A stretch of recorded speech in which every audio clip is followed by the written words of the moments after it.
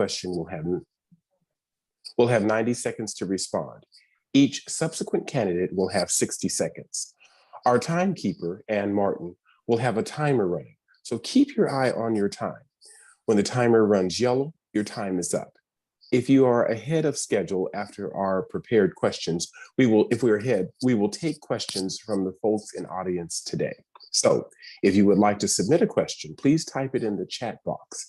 At the end of the question and answer portion, candidates will have 2 minutes each for closing statements. With that, I'll pass things over to First Vice Chair and Chair Programming for the 34th LD, Rachel Glass, for candidate introductions and opening statements. Rachel? Thank you, Chris.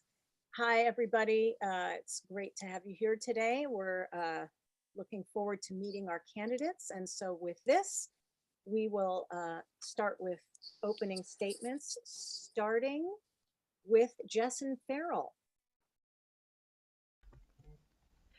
Good afternoon, members of the 34th District. I so wish we could be in person. You guys run such a great in-person meeting. I miss those. I am delighted to be here today asking for your endorsement. I am a single mom of 3, former executive director of Transportation Choices Coalition, a legislator from Northeast Seattle, and I recently chaired the Governor's Task Force on Economic Recovery, where we focused on getting money into the hands of working families and helping save small businesses.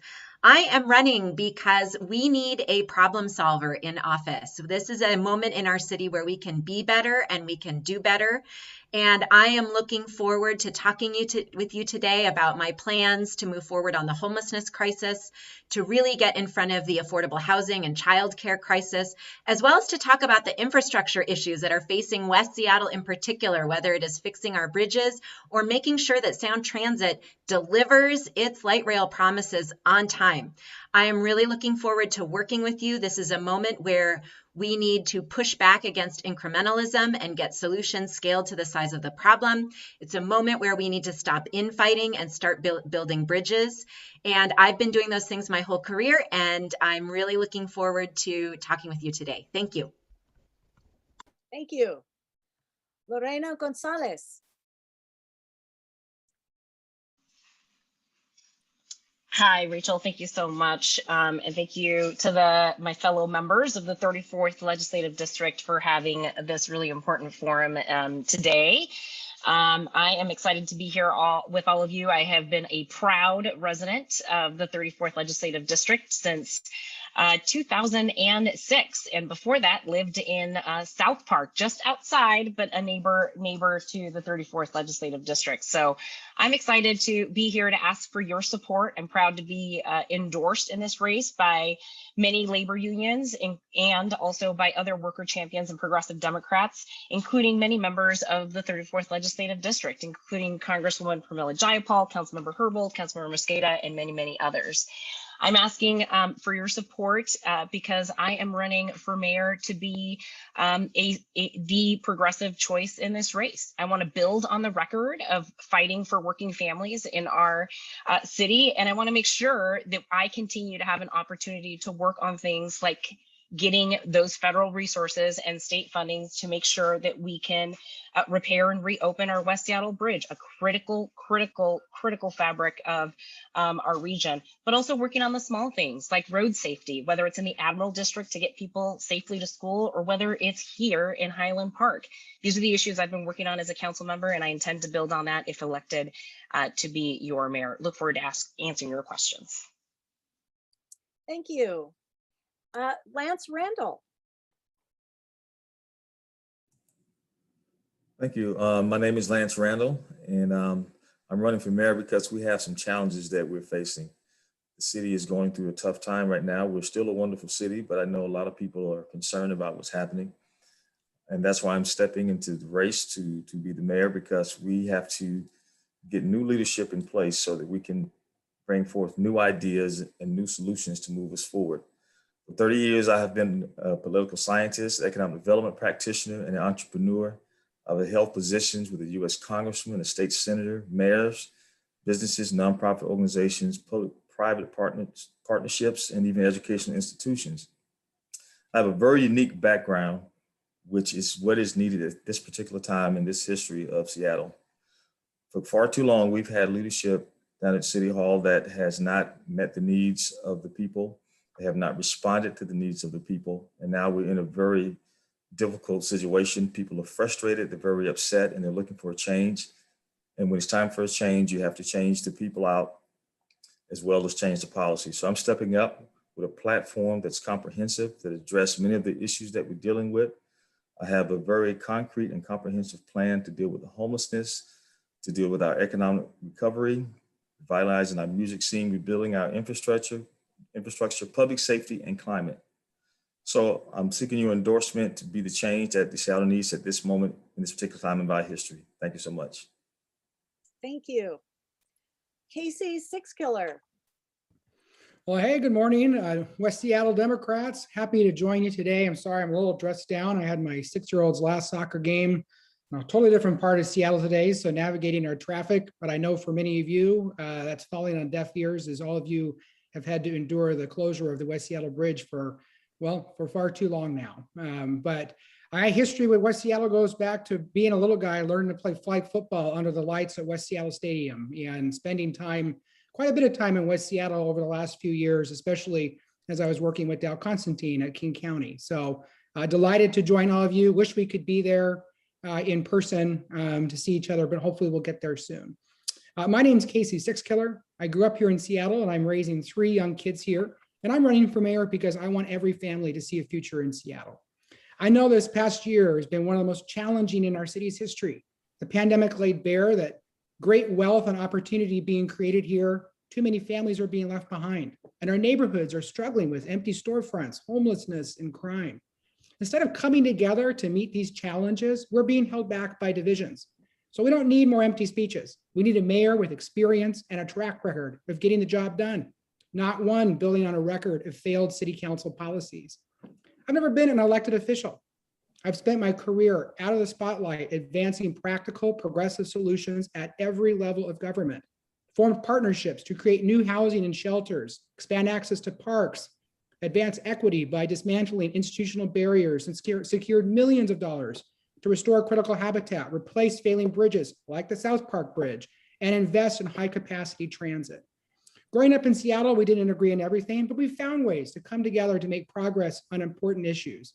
Now is our opportunity to do that. So thank you very much. I'm delighted to be here today. I look forward to our conversation. Thank you. Colleen Echohawk. Oh, thank you so much, Rachel. And thank you to the 34th. I'm so excited to be here with you all. My name is Colleen Echohawk. I'm an enrolled member of the Pawnee Nation of Oklahoma. I have lived here in Seattle now for over 24 years.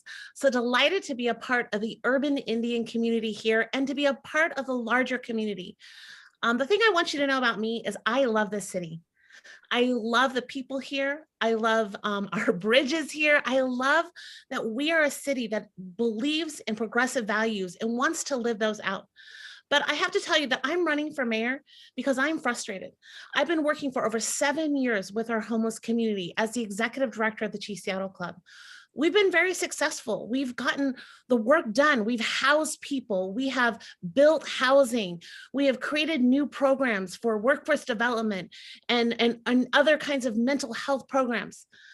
But at the city level, it was like almost 6 years ago now, we declared a state of emergency. It was like we pulled the fire alarms, but we didn't send the fire trucks. And I am so frustrated because I know, I'm telling all of you, there are solutions to homelessness. As a child growing up in rural Alaska, my parents taught me that if you see someone who was hurting, who was suffering, then you support them. You do everything you can to lift them up. I hear that from all over the city. We've been doing we're almost at 22 town halls. We're going to 40. People want solutions. I will bring those solutions and partner with all of you to make this a city that it should be. So thank you so much. I look forward to the conversation. Thank you. Bruce Harrell. Thank you very much. And thank you 34th for spending an afternoon with us and my esteemed colleagues running for mayor. I think right now, Seattle is really starving for decisive leadership, simple plain talk based on values that I think are demonstrations of kindness and compassion, strength, action. I've been elected to Seattle politics as an elected official 3 times, and my track record sort of speaks for itself. I was one of the lead negotiators on the minimum wage discussion in legislation. I passed ban the box legislation where an employer cannot ask, have you been charged with a crime or committed a felony, because of the disparities in the judicial system. I was the sponsor of the bias-free policing law to make sure that racial profiling and the data by which we look at how policing is done is transparent, and we can make policies based on unfairness.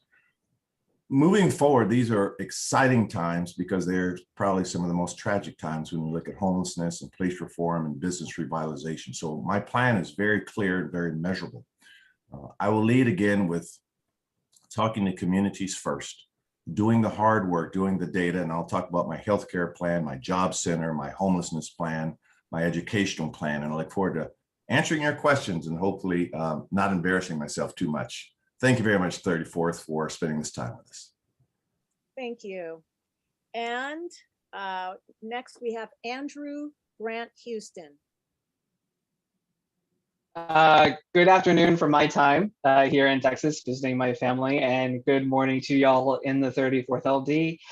My name is Andrew Grant Houston, and I am running for mayor because there are simply so many things in this city where we simply cannot wait anymore for true structural change. I want to speak on 2 items that have really resonated with me now that I've been returning here to visit my family now that I am vaccinated, and before we really dig into the deep, hard weeks of the campaign, and that is that, 1, Texas and Washington are not that different because both are so intent on expanding infrastructure when they have lacked the funds to actually maintain our infrastructure. And so I feel like that is a big part of our conversation today, is how I, as a candidate, am going to actually show truth to power and be able to deliver the funds that we need to invest in our infrastructure. And the other item I really want to stress is systems. What I have experienced here is how there have been a number of systems where I could not be my most sustainable self, my truest self, simply because those systems are not in place. And if we are going to be the city that we always say we are, then we need to build those new systems. It's not about what we've done in the past, because we simply have not done enough as a city. And so I intend on being the candidate to truly make us be the city that we always say we are. Thank you. Thank you. Just double checking to, okay. So thank you everybody for introducing yourselves to us. We haven't gotten to meet some of you yet, and it's very exciting.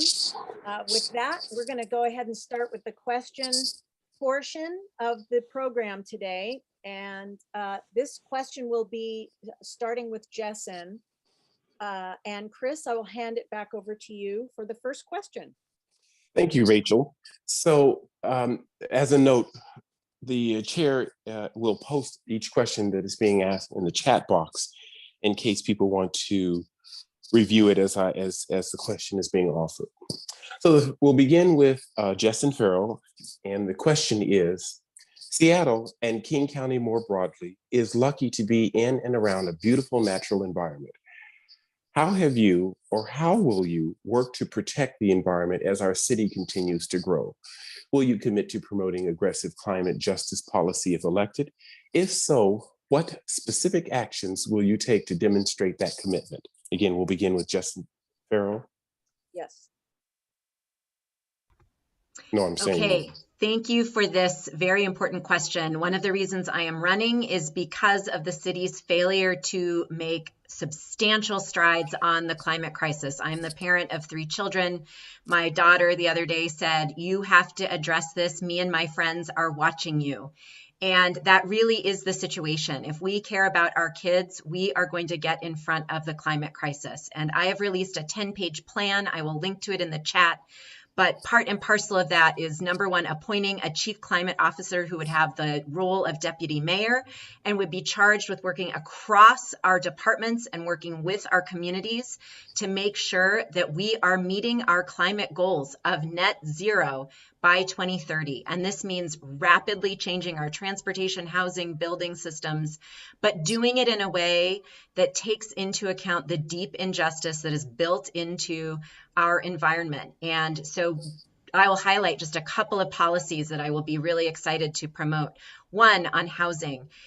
Cities are going to be really important in fighting the climate crisis, and we need to make sure this is an affordable city. That is why I'm introducing ST3 for housing, a plan to put 70,000 affordable units across the city, geared specifically at rectifying the injustices of the past by improving Black homeownership, but really and truly making sure that we have affordable housing across all sectors. And I'm going to look forward to talking more about this in the housing section, but making sure this is a city people can live in is really part of the solution. Council Member Lorena Gonzalez.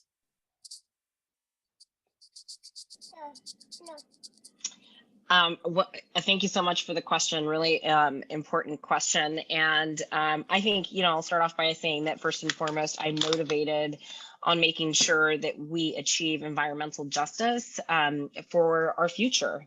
My daughter included here. We need to make sure that we are building a city that is sustainable, that has clean air and clean water. And although as a city, it feels like there isn't much we can do about it, that is simply not true. There are many policies that we can change and that I would intend to lead on as mayor in order to effectuate the much needed change needed to make a difference on our carbon emissions. One, making sure that we are building affordable, dense green housing throughout our city. Second, making sure that we have a clear plan on just transition to make sure that we're bringing along our union workforce on these green economy issues. Third, implementing the Green New Deal is going to be critically important for the next mayor. I'm looking forward to doing all of those three things and much more. Looking forward to continuing the. Thank you. Lance Randall. Great question. First, I'd like to say that when I worked for the City of Seattle's Office of Economic Development, I hired the first green advocate position. Her name is Stephanie Gowing, and I felt the need to bring her on board as a manager to have someone on the ground working with the businesses around the city to try to help us meet our climate goals. But some very specific things that I want to do once elected is to continue this partnership through the Duwamish Valley Action Plan, addressing the economic opportunity and jobs and a healthy environment, transportation, mobility, capacity building, and public safety. And I'll meet with the community to determine how I can use my experience in creating jobs to create opportunities to support the Duwamish Valley community. I also want to update our stormwater management system to reduce pollution in the streets, bridges and highways into the Puget Sound that damage our wildlife, and make investments to create engineering construction jobs for our community. So we're going to take advantage of my background in economic development to take advantage of creating jobs for people with the green new economy. Thank you. Casey Sixkiller. Well, thanks for the question. Look, one of the first things I was briefed on and learned the Superfund program about was the Duwamish Waterway. And that was, nearly 20 years ago. And so, look, the climate crisis is here. We're seeing it just even this past week with record high temperatures. And so, we need to continue to do our part as a city and as residents to fight it. And I've been on the front lines of working on environmental justice my whole life. I'm a Native person. I've been fighting to restore critical habitat and make good on past wrongs my entire life. I think here in the city of Seattle, one of the ways we continue to do that is obviously expand transit and create more opportunities for folks to get out of the car and get to and from where they need to go. And the other piece of that is beginning to really rapidly transition our entire transportation infrastructure to a green infrastructure, create opportunities for future generations to actually build and construct how we get around the city and take advantage of our renewable resources we have available to us. Thank you. Colleen Echohawk, I'm sorry. Thank you so much. And just a side note, Councilmember Gonzalez's baby, So cute. I just am so glad every time I see her. We need more babies. We need more babies in all areas of government. So my campaign staff wants me to talk about climate policy ideas. And I invite you to check out our website. You'll see all kinds of really good policy. But let's be honest, that since Greg Nichols launched the Climate Action Plan in 2006, we have had all kinds of incredible policy. We said that in 2018, we said Seattle will be carbon neutral by 2050. And you want to know the dirty little secret? We're not even close to being on track to meet that goal. So what's going on? What's the disconnect? I think it comes down to courage. We have to have a leader who will have courage to make those changes around density, zoning, and transportation, standing up for communities of color. That is what it's going to take, and that's what I'll bring to the office. Specifically, we will establish an Office of Indigenous Affairs, will facilitate a more accessible pathway to community land trusts, grow the Environmental Justice Fund at the city to support Black, Indigenous, and people of color communities to lead environmental justice solutions. So thank you so much. Check out our website for more information. Thank you. Bruce Harrell. Thank you. So Seattle has actually been a leader in environmental work, and all of us on this call should be proud of a lot of the achievements we've made. Yes, we can do more and we can be better, and we will be. But when we look at the Green Deal that we will certainly implement and follow through, and we look at our commitment to our environment in all communities in terms of environmental justice, we should be proud of our commitments. Specifically, where can we do better? Well, number one, we can do better in our incentive programs to make sure that solar power, as an example, can be affordable to all. We can do better in creating jobs in the renewable energy sector. And under my Seattle Jobs Center, that's exactly one of the sectors that we've made a lot of inroads, but we could do so much better. Education, we could do so much better in educating. When I was a young kid, we always saw a commercial where people would get sad when litter was thrown out. We have to make sure our younger generation embraces our values. And air quality, I'll bring air quality in on another question that we have to better concern ourselves within all communities. Thank you. And Andrew Grant Houston. I'm glad to have this question. I really wish I had more than a minute because I have so much to say. I am a board member of FutureWise, and I am specifically running this year because the next 2 terms of our next mayor of Seattle are the years that we have to cut our emissions by at least half, or like our Seattle Green New Deal says, to get it to 0 emissions. I find that there have been a number of empty promises made, just like our Seattle Green New Deal, in that we have really great policy, but not steps in how we actually get there. And so that is what I am bringing to this conversation. And I've weaved climate into every single policy that I have proposed and that you can find on my plan, on my website. The last thing I really want to touch on is that it's not necessarily just about transportation and making our transportation that much more efficient. It's really about flipping that and saying, if we allow people to live closer in the city, in all of our neighborhoods, then we actually reduce the amount that people need to drive. And so I bring that perspective to this conversation. Thank you. Rachel? Thanks, Chris. All right, we have our next question. And for this question, we'll be starting with Lorena. The closing of the West Seattle Bridge, the construction along Delridge, and the idea of lane reduction on West Marginal Way have highlighted the importance of accessible multimodal transportation for many in our district. Variety in choice promotes equity, enhances public health, reduces environmental impacts, and improves quality of life for all. How will you advocate for equity and access in our city's transportation infrastructure? Lorena?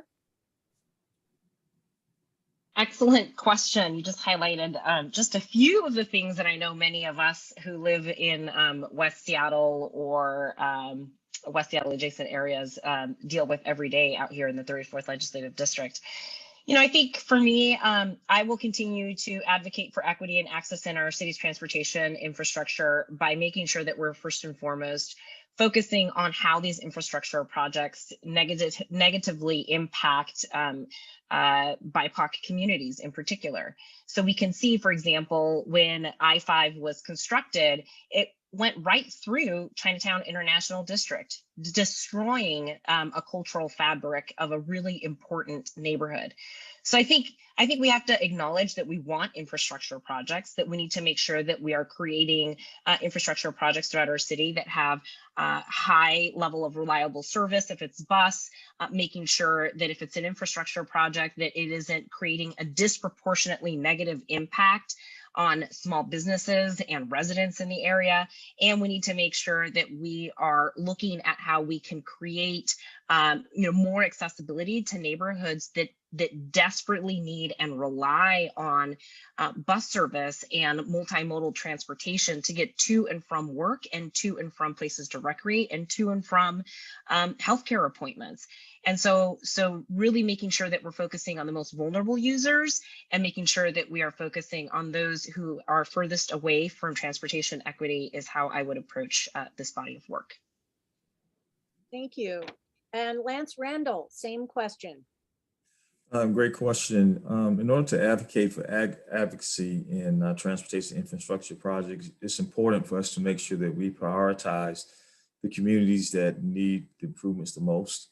So in order for me to do that, I want to review the transportation priorities that we've identified because of the 2015 levy to move Seattle, and it provided $930 million in November 2020 plan. So what I want to do is review this and make adjustments to prioritize what changes we need to make because of what happened with COVID. There are a lot of communities and neighborhoods that we need to reprioritize and make them first in order to make the transportation improvements. And also want to make sure as we do that, we do a benefit versus cost analysis to make sure we're making the right investments into these neighborhoods, because the neighborhoods need to be even when it comes to having safety, and sidewalks and roads and access to bike lanes. So I would want to prioritize the funding that we have to make sure that we're being very equitable and focus on the most important or the most needed neighborhoods first. Thank you. Casey Sixkiller, same question.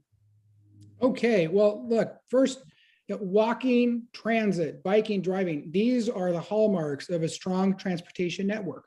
And that's what fuels thriving cities, right? Sidewalks, reliable and frequent transit service, connections, the complete bike network. These are the things that, for me, really are the hallmarks of not only a thriving city, but what we want our neighborhoods to be, right? That they're accessible. They've got a variety of housing choices. They've got parks, libraries, schools, childcare, all the things.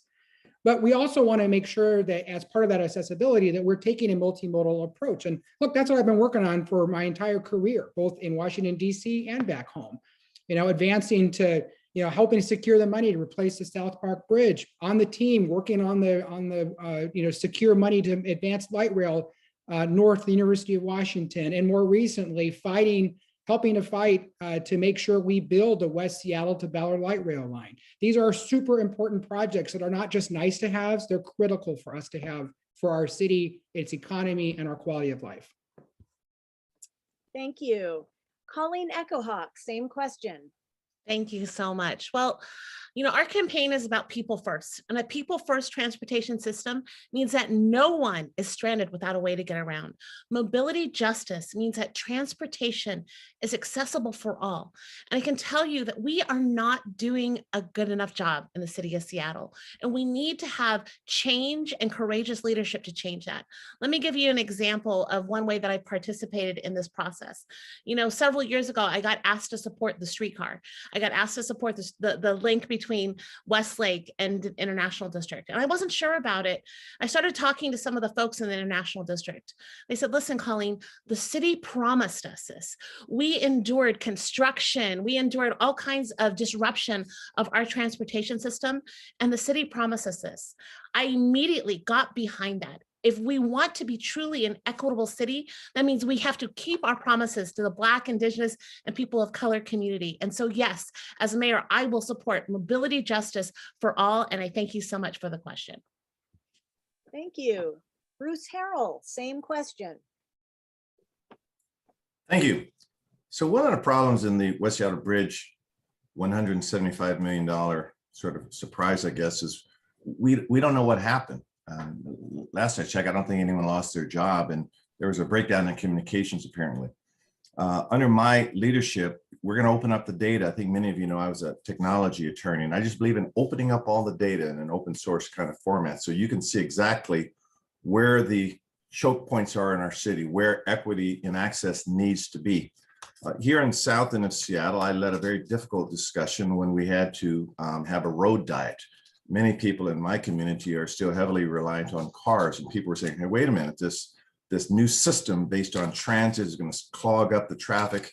But we looked at the data and we looked at some of the lives that were lost, and we led with safety. So when we look at all these different types of modes of transportation, opening up the data such that everyone could see why we're making the decision. And like COVID, we're going to let the data drive our decisions. And that's how we're going to achieve equity and access. I've done this work, and it will be done much smarter in the future under my leadership. Thank you very much. Thank you. Andrew Grant Houston, same question. So I am experiencing this firsthand, even here now visiting my family, because I am someone who had never learned how to drive. I was raised by a single parent who was focused on me just focusing on my education, and I did, and I was able to be successful as a professional. But speaking on that, I recognize that if we do not provide the systems for our residents here, then we are not actually allowing them to achieve a more sustainable lifestyle. So for me, when it comes to multimodal transportation, that is why I have proposed a multimodal transportation plan, recognizing that we need to prioritize pedestrian and bike infrastructure so people actually feel safe going in our bike lanes and on our sidewalks, but that we actually also have to build those systems in place. Most people don't know that the city is actually under consent decree to build a certain number of sidewalks every single year. I am someone who is committed to honoring that consent decree and actually building double what we are supposed to. Thank you. Jessen Farrell, same question.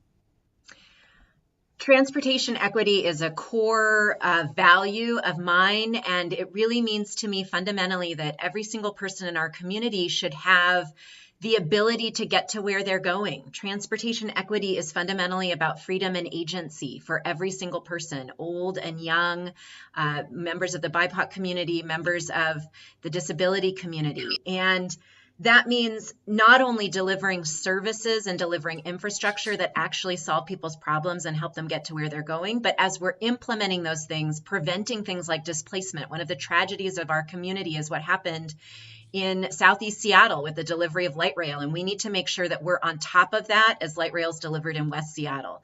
I worked at Pierce Transit at a time when we were cutting service, but we were able to save service for people who needed it most by really listening to what they needed and receiving that and transforming our service delivery programs to meet their needs.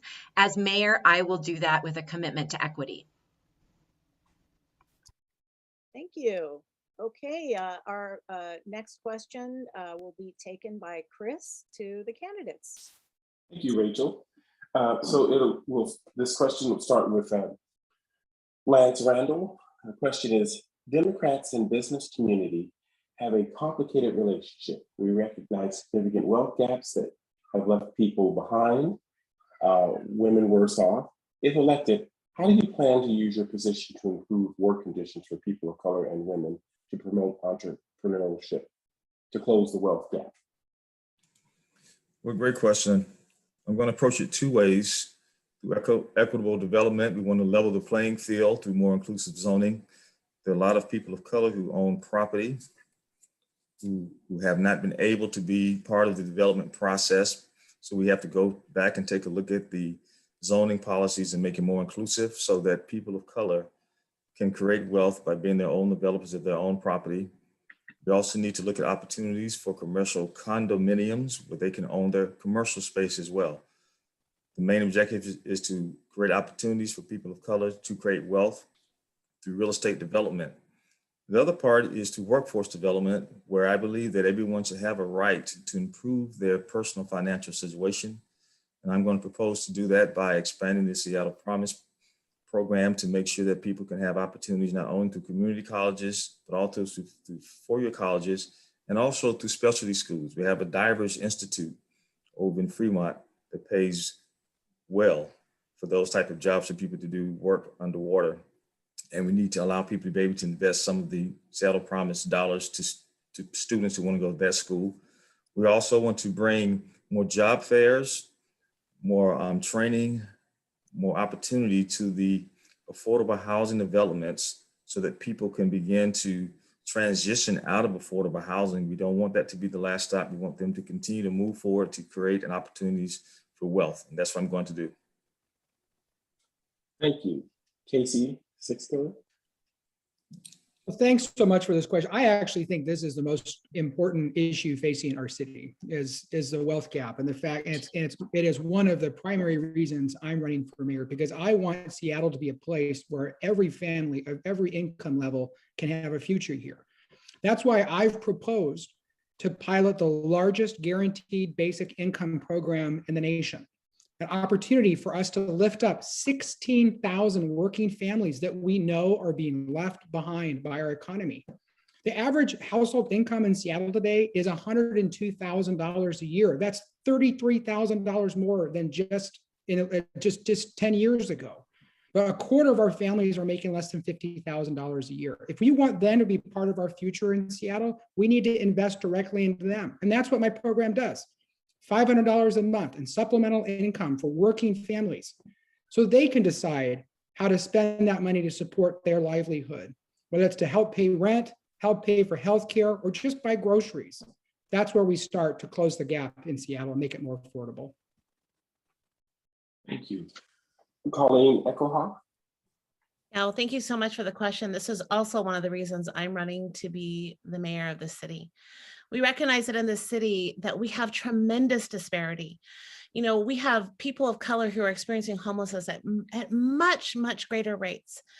We've known about this. This is a thing that's so frustrating to me, you guys, that we have known this for years and years and years. This is not a new idea. And so we need to have, again, courageous leadership, someone who will actually make change. That's what I've been doing my whole life. I have been supporting Native people experiencing homelessness here in the city. And I have been on the other side of the table, banging my fist on the table saying, please listen to our communities. We are hurting, we are suffering, and we have to make change. I have been building affordable housing, and we know that housing is part of the solution. Part of the solution is offering emergency housing to our homeless community. And we have to find ways to solve this homeless crisis, or we will not get to a place where we can offer folks guaranteed income, where we can offer folks affordable housing. We have to solve this homelessness crisis if we want to make any steps towards solving the generational wealth gap. Bruce Harrell. Thank you. Thank you. So my Black father came to Seattle from the Jim Crow South, as he would say, broke as a joke. And my mother was interned, as Japanese were, and all of their property was taken. Right now, the median net worth of a white person in Seattle is $456,000. African Americans, $23,000. So the income inequality that we see can be solved by a Band-Aid. It starts from 0 to 4, from birth. That's why the pre-K work that we're doing is so critically important, that we led to make sure that kids start off on an equal ground. That's why I started the Seattle Promise. The first one put money in for the Seattle Promise to expand it, because we realized it continued in high school, the impediments for a kid to succeed and go to college or even find their gifts in a vocation. What's critically important is my platform on the Seattle Jobs Center, because not only will they find jobs, but they'll find the resources and training necessary for them to succeed. This is a passion of mine, and I'm a demonstrated example of what can be done when the right opportunities are given to people. Thank you. Andrew Grant Houston. So this is a great question, and there's a lot in here, and so I'm just going to try and pick at it piece by piece. So we have a really complicated relationship with the business community as Democrats, because we recognize that when we provide our community resources, then that means that we are actually supporting people. And when it comes to businesses, as much as they want to make a profit, sometimes they want to make too much of a profit. That is why I propose progressive taxation, in order to actually provide some of the resources that our community needs. When it comes to the wealth gap, let's be 100% clear.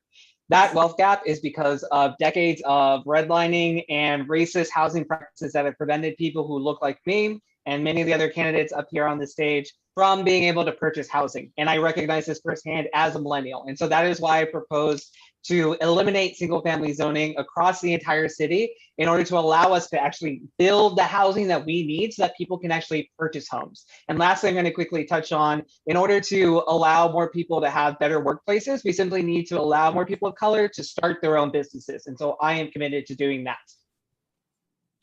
Thank you. Justin Farrell.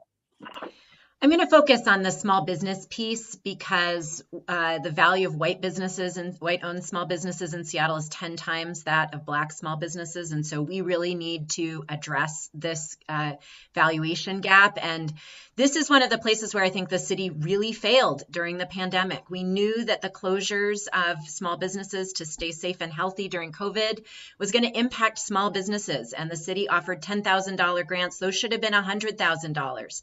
And a lot of small businesses were left out of the grants as well. I was the chair of the governor's economic task force and spent a lot of time this summer with small business owners, with Black small business owners. And we heard loud and clear that direct support, access to capital, technical support, trusted messengers, making sure that people are aware of the programs that are available.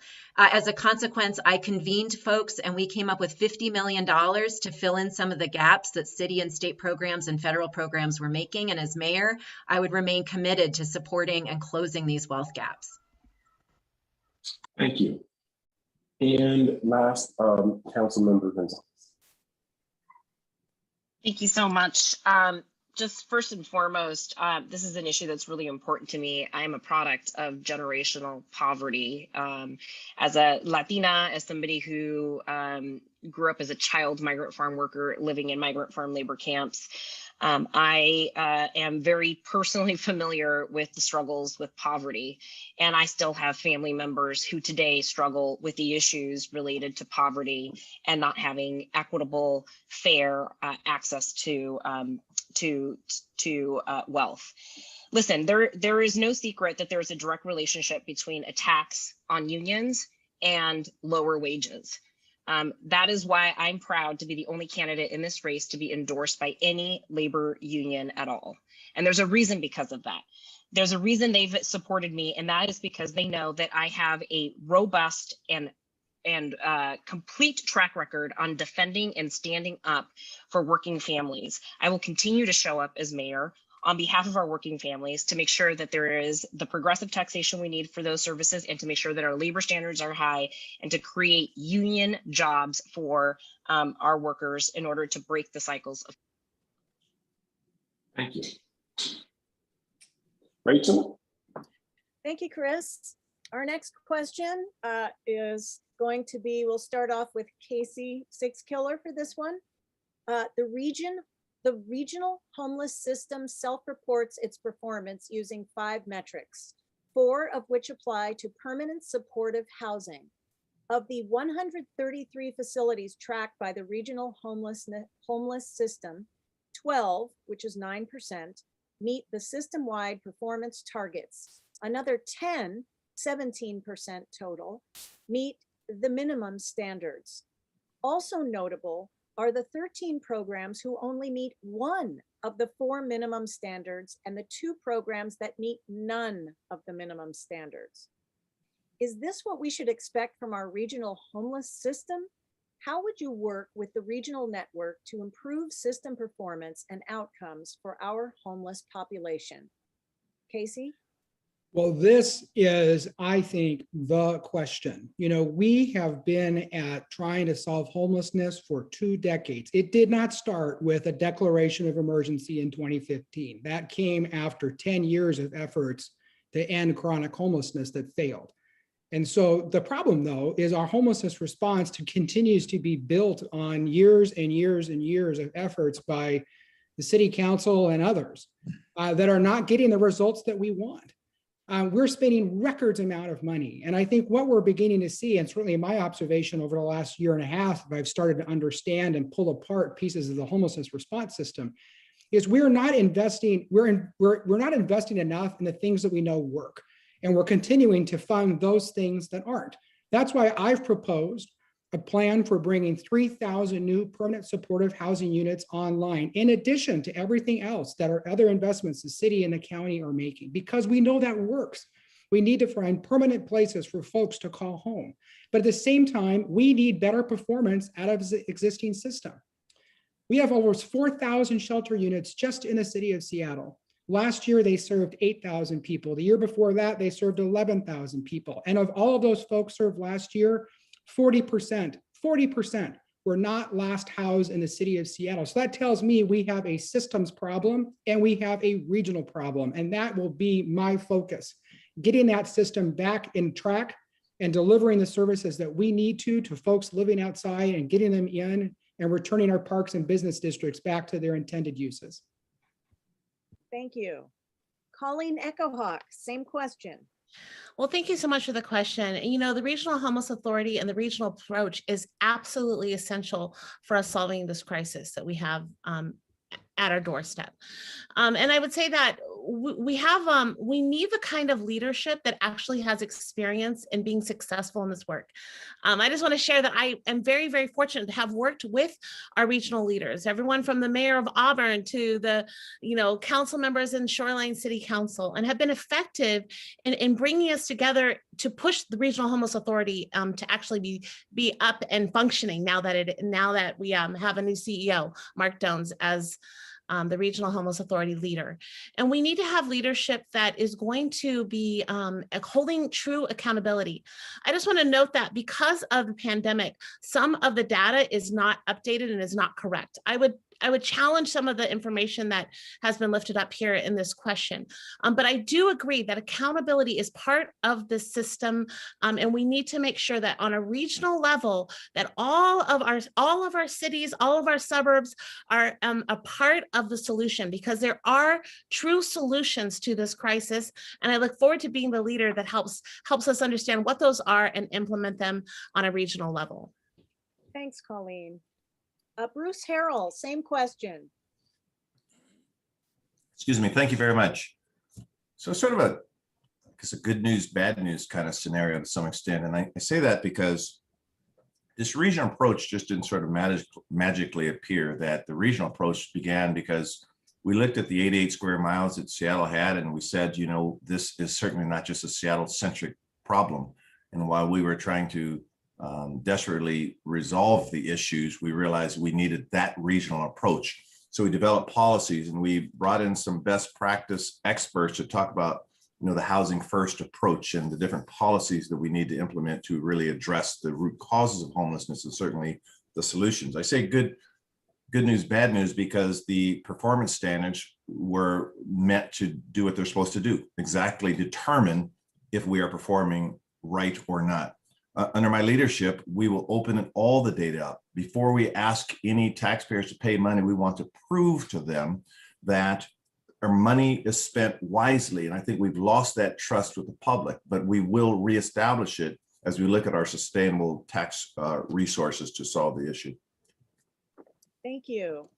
Andrew Grant Houston, same question. So thank you for this question. And I just find it extremely frustrating in so many ways, because we have been looking so hard at how do we address the crisis that's happening right now, as opposed to how do we prevent people, how do we create preventative care to prevent people from actually falling into homelessness in the first place. This is why I have been someone who has recognized that our wealth in the region has increased for a long time, and I want to increase the minimum wage. I want to increase our ability to have green apprenticeships so that people can get into good living wage union jobs. But also, I want to be 100% clear that we have a regional crisis because we as a city have said yes, yes, yes to more jobs and no, no, no to more housing. We are the ones who have played part and parcel into why we have a regional issue right now. We need to address our regional issue like a region, and so that means everyone building permanent supportive housing. That's why I helped through FutureWise to pass the housing update to the GMA. But we also need to actually provide an immediate response. And that is why I've also proposed 2,500 tiny homes to treat the current emergency like an actual emergency. Thank you.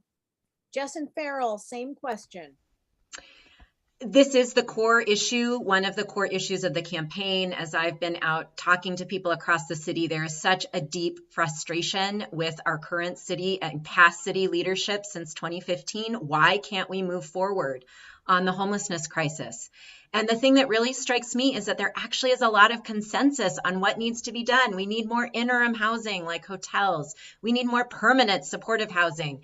And we need delivery mechanisms to help people get the behavioral and mental health services that they need. There is consensus on this. And the question then is about implementation and which candidate for mayor is going to be able to move us forward and actually implement. And to me, it is about regional experience. It is about accountability and oversight. I look at things like Sound Transit and how poorly they used to be around delivery, but how we were able to shift that. It can be done. And then the final thing is scaled solutions. We have to stop nibbling around the edges and go big on housing people. Thank you. Moreno Gonzalez, same question.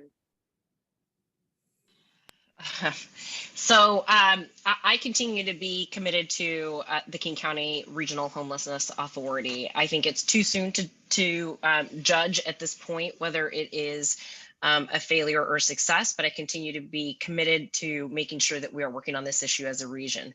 I'm lucky to be one of 3 Seattle representatives currently serving on the King County Regional Homelessness Authority's governing committee. And so if you're looking for a candidate who's not going to skip a beat and who's going to slide right in and continue to do this work on a regional level, then I'm that candidate for you. I will say, however, that it is true that I was the only elected official in the region who originally voted no on the agreement to establish the Regional Homelessness Authority. And the reason I did that is because I didn't think there was enough teeth in that agreement to hold our suburban cities accountable to evidence-based strategies that we know are trauma-informed and human-centered and are actually going to work towards reducing homelessness throughout the county. So that's the kind of courage I'm going to continue to express here. I'm not going to walk away from the plan, but I will continue to flag issues and concerns as they arise. Thank you. Lance Randall, same question.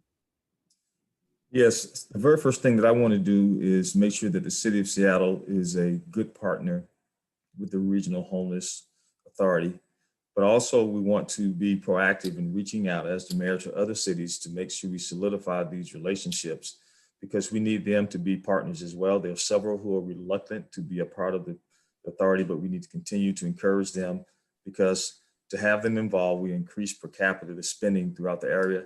And that's important if we're going to address the mental health and addiction services across the region. And we have to reduce the burden on individual cities. And Seattle is carrying most of the weight on this issue of homelessness. So we need to make sure that we do our part to encourage others to be great partners like Seattle will be. And also we need to evaluate the current contracting process with the human services providers to determine the improvements that need to be made, both in accountability and service delivery, and how we pay our service providers. I want all the organizations to be successful and effective, and I want people who work with these organizations to be paid a living wage. So we have to bring all these components together to make sure we have the financial stability as we try to address homelessness as a regional organization. Thank you. And before we move to the next question, I just want to remind all the candidates that when the light goes to yellow, that is the end of your time. So please, thank you everybody for respecting that time frame. Okay, next question, I'll pass back to Chris. Rachel and Chris, one moment, please. I just want to let you know that Don Rivers has arrived, and I'd like to go ahead before we start the next question and allow him to do his opening statements, and then he will need to jump in on the next question, please. Thank you. Don Rivers, please go ahead. Hello, can you hear me? Yes. Hi, I'm Don Rivers, candidate for Seattle mayor. Sorry for the late arrival, has a lot to do with the internet. So for us to get on the same page, Seattle is in a critical area right now. And to come together and work together effectively. I will be a mayor that will lead from the position of the 3 L's, a program called the 3 L's, listening, learning, and leading. It is obvious that different elected officials have been working hard to make sure that Seattle, Washington stays on top of things.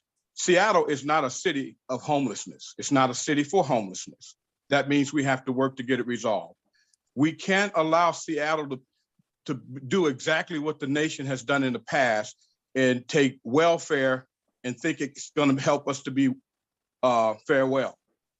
We need to understand that the homeless problem is an untapped area of resources, a whole bunch, a group of minds. A mind is a terrible thing to waste, and we can look at it in a different perspective.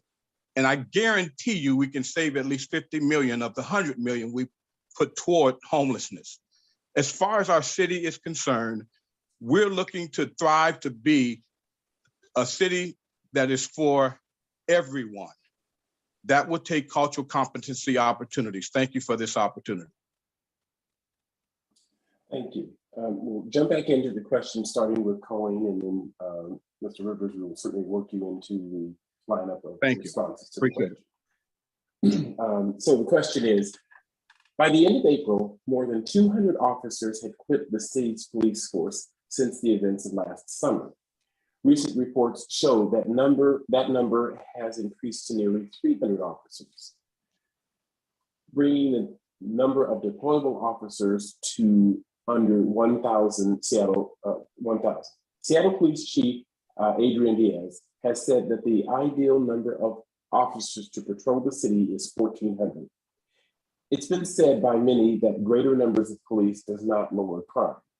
But how does having significantly fewer police officers affect crime and general public safety when there is no substantial, comprehensive alternative in place? Colleen? Yeah, well, thank you so much for the question. And, as a service provider where there are times when we have, really needed Seattle police officers to show up, when there's been something violent that's happening, it is beyond frustrating to see no response for hours and hours at a time, and very horrific things happen. And part of accountability, holding our Seattle Police Department accountable, is holding them accountable to respond to public safety, the things that we need them to actually do. And so that is part of my plan around police reform and accountability. I invite you to check out our website. And when we think about recruitment and we think about the officers that are in our current Seattle Police Department, 80% of them, 80% do not live in Seattle. We need to have an aggressive recruitment process right in our neighborhoods. We know that we have Seattle Police Department, 6 officers that were at the Trump insurrection. I don't know anyone in Seattle who went to the Trump insurrection. We need to recruit from our neighborhoods, people that know us, people that are a part of our fabric of this community. And as mayor, that's what we will do. We will recruit directly from our neighborhoods and ensure that we are making sure that we have correct and the right amount of police officers who are part of our system. Public safety is a priority of mine.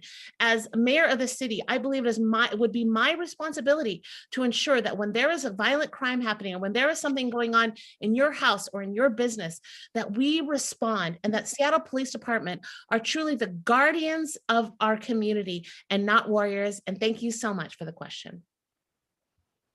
Bruce? Sure, thank you for the question. So what's a bad officer? Certainly we saw in the George Floyd murder what a bad officer looked like. There are officers using unreasonable force against Black and brown people and many people who are victims of police violence. A bad officer is also a person that he or she are not building community trust. They stand with their arms closed when they should be building community. They're not doing their job. So under my leadership, I talk a lot about culture change. I've cross-examined officers as an attorney on the stand, and I know when officers are being totally less than truthful. So I heard an answer about recruiting. Absolutely. I talk about culture change because we're going to look at a whole different skill set under my leadership. And most importantly, we're going to examine everywhere an officer currently goes to see if a badge and a gun is necessary. So when we reimagine what the new police officer will look like, we will have a good police officer, we'll have good response time, but most importantly, we'll have community trust. We'll have a change of culture. Thank you. Andrew? So thank you for the question. I really want to focus on the second half, which is how does having significantly fewer police officers affect crime and general public safety when there is no substantial comprehensive alternative in place? There is currently no substantial comprehensive alternative in place because the mayor has prevented the funds that have been allocated by City Council, advocated for by individuals like myself and the King County Equity Now Coalition to go to public safety alternatives from actually going out into community.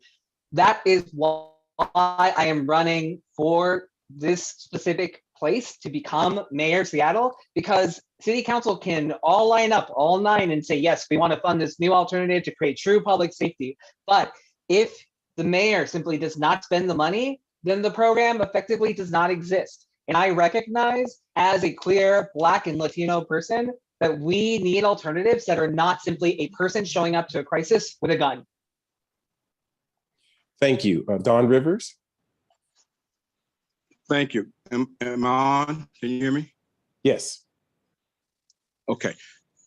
When it comes to the Seattle Police Department, we have to understand that the Seattle Police Department is no better than its leaders. I've worked with the Seattle Police Department and other departments across our nation and across the world for the last 45 years. My daughter is a state trooper in the Tennessee State Tennessee Trooper Division. She has 2 counties. She was just awarded 2 counties. When you talk about law enforcement, understand law enforcement is about criminal justice, not social justice. So what we have to do is understand that I will take law enforcement officers procurement class monthly and then take a whole social justice department and create it and work with our community and teach them to work together. And the fire department will be included because they know how to work with people. Thank you. Thank you. Justin? So one of the most important things that city leadership needs to be doing is articulating a very clear vision of what public safety is in our community. And to me, it means that every single person should be able to go about their day-to-day lives and feel safe. And for too many Black and brown members of our community, that is not the case. And we need strategies and levels of service that flow from those values and strategies that create true safety. And that means that we're funding the things that work, like the Regional Domestic Violence Unit that got personnel cut this summer. But it also means divesting from those things that aren't working, like crisis response and transportation enforcement, which too often disparately impacts Black and brown members of our community. Finally, it means really driving police accountability in our next bargaining process. In 2017, the mayor and the council undermined citizen-passed accountability measures. And our job this year is to build on what the state did through decertification, use of force, and so many other things, and really drive accountability mechanisms through the contracting process. Thank you. Councilmember Gonzalez? Thank you so much. Really important question. First of all, I think it's important to acknowledge that we are in the process of developing many other alternatives to a law enforcement first approach. The second of the Health One mobile trucks, which is a Seattle Fire Department program that is designed to respond to low acuity calls, is set to be expanded this August. In addition, we have another $12 million in new violence prevention dollars going out the door in August. All of these programs I was proud to vote in favor of as a member of the council. I also think it's really important to remember that recently the National Commission on COVID-19 and Criminal Justice came out with a really important report. And they talked about how crime is on the rise in 39 cities, including the city of Seattle. But they also note that it's important that we remember that there are different causes and reasons for that increase in crime. Now, I think it's important and notable that this report talked about ways in which we fix public safety and what the problems are with public safety. And here's the reality. The majority of police killings of unarmed people begins with a 911 call. So that is why it was important to me to support an alternative to what we currently have as a 911 system through our Department of Communications and Community Safety. That was the first step. There's more to do here. We're not going to do this overnight, and I'm committed to bringing my civil rights experience to this work. Thank you. And before I call on the next speaker, there are a few people who are not on mute. If you would mute yourself, that would be great. Thank you so much. Lance? Well, the most important responsibility that I will have as mayor is to keep the public safe and protected. And to do this, I have to rely on the public safety service delivery system, which consists of the police department, fire department, paramedics, and human service providers. The system has to function properly. Each agency must be adequately funded and staffed, and they must work together. If any of those agencies are damaged or weakened in any way, the entire public safety service delivery system is in jeopardy. And that is what we're experiencing now with the loss of police officers, which means that we're dealing with crime, unprecedented numbers. As mayor, I'm going to keep my commitment to keep these agencies fully funded, well-staffed, and supported. But I'm also going to make sure that I address the issues that are going on within our police department. There is an opportunity for comprehensive alternatives through allocation, and we need to continue to work with the community to figure out those alternative ways to deliver public safety and keep everyone safe and protected. Thank you so much. And before Casey gives his response, there is someone on the telephone who's not muted. And if they could mute themselves, last number ending in 59, that would be great. Thank you so much. Casey, please go ahead. Well, this is where I think experience really matters. And the fact is, I'm the only person in this race who's run large organizations. And you can't run away from facts. The Seattle Police Department is down nearly 300 officers. That's just over 20% of the entire workforce. Crime is up across the city. Our 911 response times are twice what they were a year ago. The average is 10 minutes. That is not a way for us to maintain public safety across the city. You shouldn't call 911 and get a waiting signal. But I agree, we need to do more to scale up alternatives to an armed police response. We need to do more to shift the culture and accountability and transparency of the Seattle Police Department. But if we want to achieve change, we can't have SPD running around with 300 less cops. We need to recruit police that meet our values, and we need to shift the model. But in order to do that, we have to have cops, we have to have enough police so we're not running around from priority one call to priority one call. Thank you. Rachel? Thank you, Chris. Okay, our next question, which will start with Bruce Harrell. The question is, which examples of systemic and institutional racism do you feel have the most significant impact on communities of color? And how would you address those issues if elected mayor? Bruce? Thank you. I was getting sort of comfortable in being last position on these questions. And so let me get my first position game in order.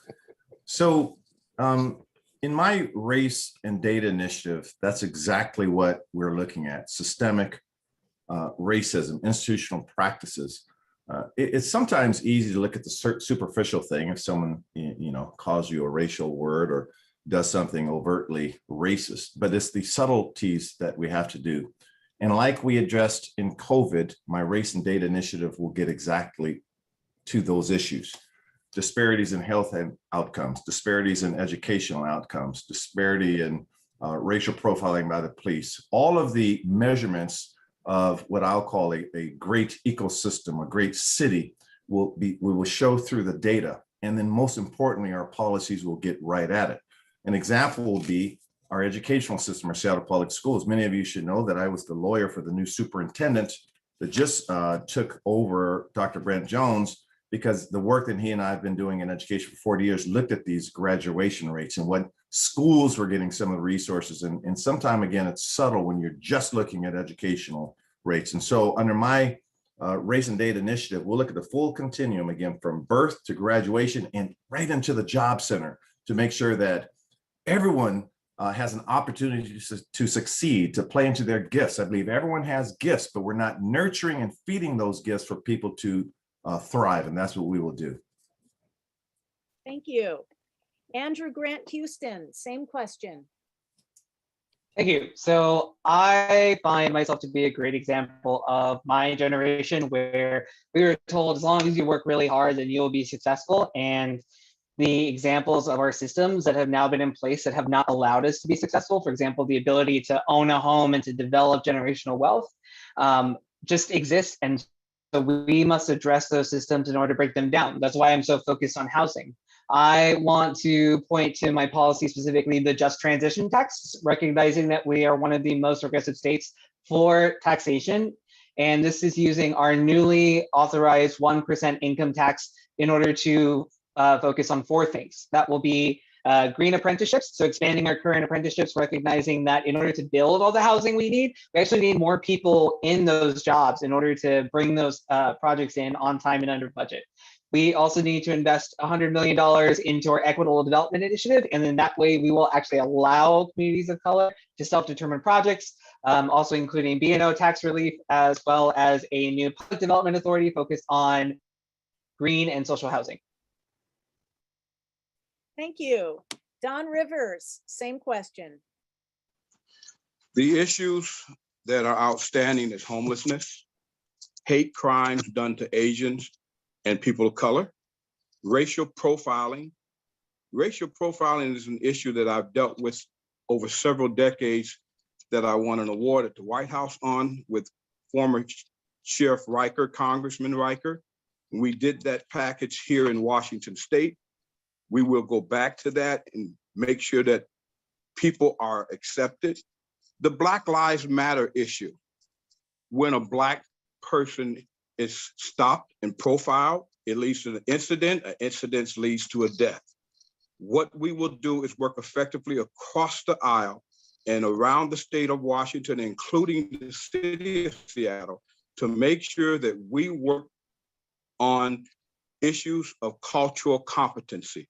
We don't know one another well enough to engage. This pandemic has helped us and open up an area where we can communicate. I would like to take that further. Thank you.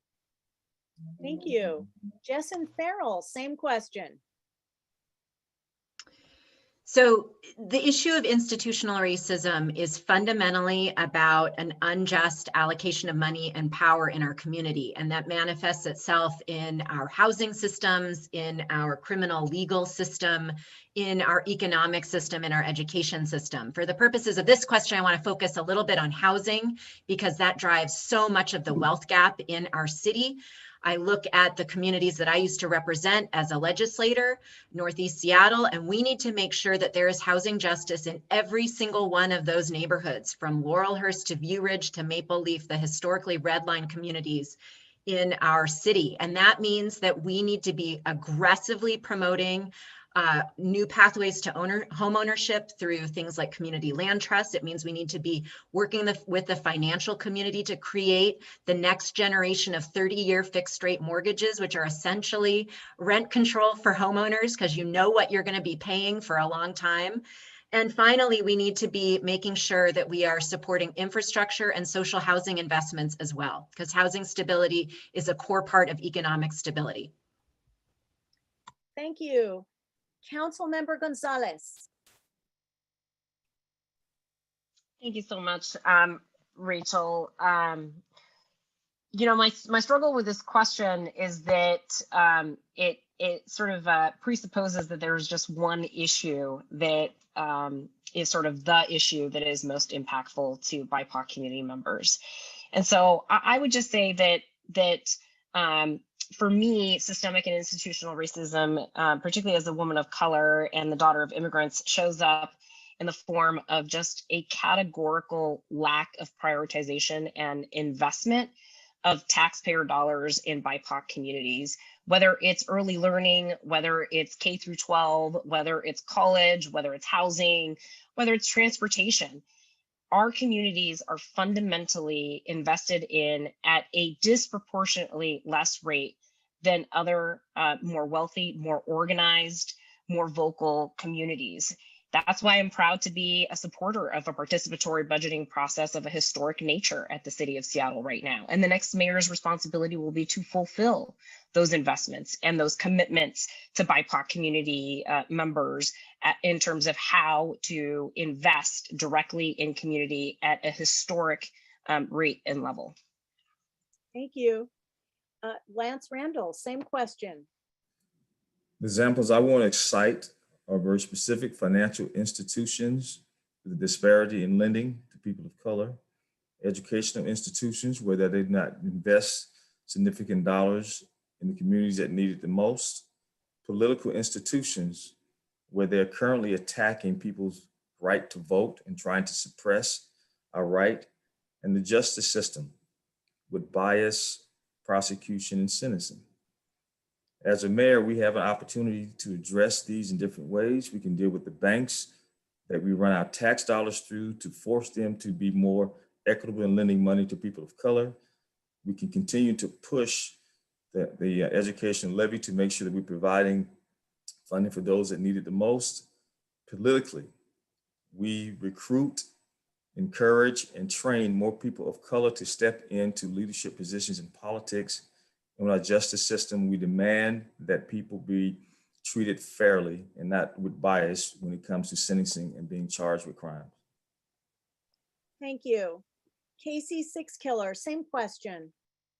A quarter of families in Seattle earn less than $50,000 a year. And that's even less if you're a Black or brown household. That's why I proposed a guaranteed basic income program to help close the wage gap and make Seattle more within reach for families that are being left behind. We have to talk about the opportunity gap. The opportunity gap begins with investing in working families and kids from day one. That's why I've proposed to expand childcare and make it more affordable. My own kids have benefited from pre-K programs, and I've seen how that's helped them excel in their educations and going to create opportunities for them throughout their lifetime. We need to do more of that. And third, if we want strong, resilient neighborhoods, we have to acknowledge the fact that for too long, the city has not invested equally in actually creating those neighborhoods. I want a city where every neighborhood is thriving, no matter the zip code or the color of the skin of the residents of it. Thank you. And Colleen Echohawk, same question. Yeah, this is such a huge question. It goes to the roots of some of the biggest problems in our city. And, you know, if you look at the information that's out there, we know that we are experiencing incredible disparity. You know, Native babies in this city, 11% infant mortality rate. We know that our Black and Indigenous and people of color communities experience homelessness at a much higher rate. Black maternal health is a tragedy. And I want to emphasize that this is not, again, it's not something new. We know this. The data is very, very clear. And equity means that we look at the data and respond to it. As mayor of this city, I will lead with a lens of equity and racial justice. I will not rely on a race and social justice toolkit that is often used as a hoop just to jump through. We will tear down the gatekeeping and actively seek the leadership of Black, Indigenous, and people of color communities. Western processes have led for far too long in the city. Let's remember that this is a Coast Salish city, and I will invite all of us into the story of equity and racial justice that we are creating together as a city as we live out our progressive values. Thank you so much for the question. Thank you. And just a quick reminder to everybody, please do be cognizant of the time frame that you have for your response times, just to respect the candidates and our audience. Thank you, everyone. Chris, we'll take the next question. Thank you, Rachel. Next question will begin with Andrew. And so the question is, over the last year, our city's businesses, especially restaurants, have had change a lot about how they do business. Shelters have been constructed on sidewalks. Businesses are becoming increasingly responsible for how we mask, and physical distancing with lower capacity limits has become standard practice. As mayor, what aspects of this new normal would you like to continue? What is your vision for a post-pandemic Seattle? Andrew? Cool. Oh man, again, a minute and a half. I'm so excited. So I am someone who is extremely inspired by Mayor Anne Hidalgo of Paris, someone who said, hey, we recognize that we need more space for people to move around. And so let's just do emergency pop-up bike lanes. Hey, we need more space for people. So let's create a car-free zone in the middle of the city. It was something that they had done for many years where they said every Sunday at the beginning of the month, we are going to have a car-free space. That is how we allow Seattleites not just to have the space that we need in order to live a great life, have lots of open space, something that is lacking, especially in a lot of our Black, Indigenous, and other communities of color. But this is how we show people that this is possible. This is why it's been so important for me and all of the policy and the plans that I've put out to have concrete steps as to how exactly we do these things. And in that same vein, recognizing that we are part of this alliance that most people don't know about called C40. And those are a number of cities across the world, 90 cities that are committed to addressing climate change. That when we allow more people to walk, bike, and inhabit our streets, and not just use our streets for parking, but use our streets for more parks and plazas, that is a good thing. That is a sustainable thing, both economically as well as environmentally, and most importantly, culturally. Thank you. Don? Working effectively with small businesses is a very important aspect of our community growth. Back in the days, I created the Central Area Business Development Center that opened up the first incubator program in the state of Washington, certified by former Governor Brooke Gardner. This is a very strong area. I also worked along with Pay and Save Corporation and helped them to take their entities that was in the red into the black. So working with small businesses is an area of knowledge that allows me to understand that businesses must better understand their inventory, their customers, as well as their output. And the pandemic has allowed an area of understanding that are working effectively with the city, the businesses can get better and the city can grow together effectively. I'm not about just handing out money. I'm about mentoring and monitoring. I'm about morals, values, principles, and ethics. And those are the things that will be taught. Thank you. Thank you. Justin? Thank you so much for this. I think this is one of the places where we have so much opportunity in the aftermath of the pandemic, where so many of us experienced firsthand what it means to be isolated through the stay home orders. And I think there's this renewed commitment to connection, and our small business districts and restaurants are the heart and soul in so many ways of how we can connect in our community. And I'm really excited to be able to support that as mayor. And specifically, that means really vastly increasing our Stay Healthy Street network with a real emphasis on connecting people to parks and business districts so that we can really embrace car-free streets that have been so successful in parts of our community. It means the retail street element as well. That's something that's really important. But it also means doing things better and differently. Too often our transportation projects, the way they're staged, impact small businesses. We need to get in front of that. We need to reform delivery app rules. My dad was a delivery app driver during COVID, and I know that that can have a real impact on small businesses, particularly restaurants. And I look forward to working with that community. Thank you. Councilmember Gonzalez.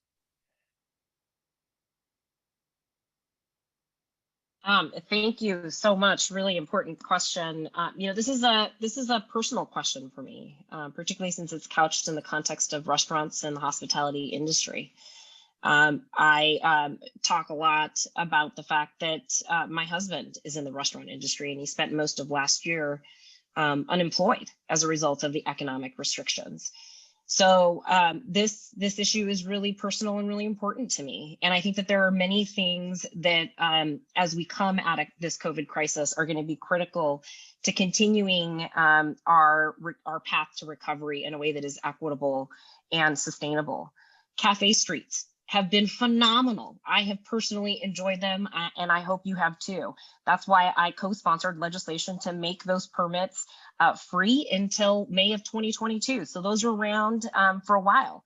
The second thing I did is pass legislation called Bringing Business Home to allow micro businesses to begin in their home and transition to commercial districts.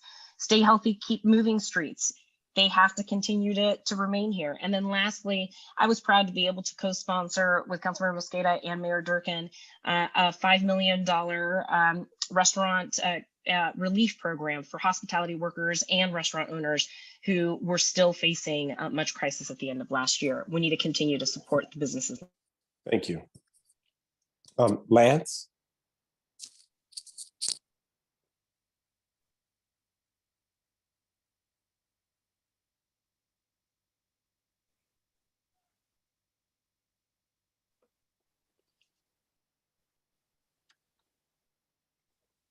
Lance is on mute. Oh, okay, I'm Yes, sorry. there you go. There you go. Go All ahead.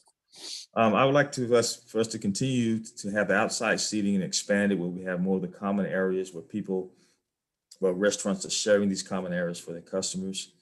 We want to explore the technology for humanless delivery systems where we can have technology, electric vehicles, what have you, that are not manned. It's something that's new, but we need to look at exploring that to have food delivery system without people driving. We also want to increase the local marketing of our neighborhood business districts through the Convention and Business Bureau, where not only do they market downtown, but we want them to market all of our business districts so that people will leave downtown and come out and visit these wonderful neighborhoods. And we want to work with the businesses, retailers, and the restaurants to create permanent safety protocols to be better prepared when just in case something like the pandemic ever happens again or something else happens, we need to have a protocol prepared and then offer more incentives to property owners to do tenant improvements and free rent for small businesses that are looking to open up. Thank you. Casey? Well, if there was one silver lining from the past year is we got to pilot a lot of new things and see ways that we could support, not just as a city, but as neighbors, our small businesses in our neighborhoods. And, I saw this up close and personal 2 weeks ago. I was up at the West Seattle Farmers Market and stopped in and talked to businesses all throughout the Junction area. And over again, great feedback on things that we piloted, not just the street cafe program, but the walking streets and the stabilization grants and other things. But there's more work to do. We have got to invest in our small businesses. We got to keep them going. Even as the pandemic reopens and people go back to their pre-pandemic buying patterns, we got to continue to support those businesses buying local and keeping them in their communities. One of the most important ways we have to do that is make sure our business districts are ready to welcome back customers, which means we've got to be more intentional in addressing those encampments that are prohibiting businesses from reopening across the city.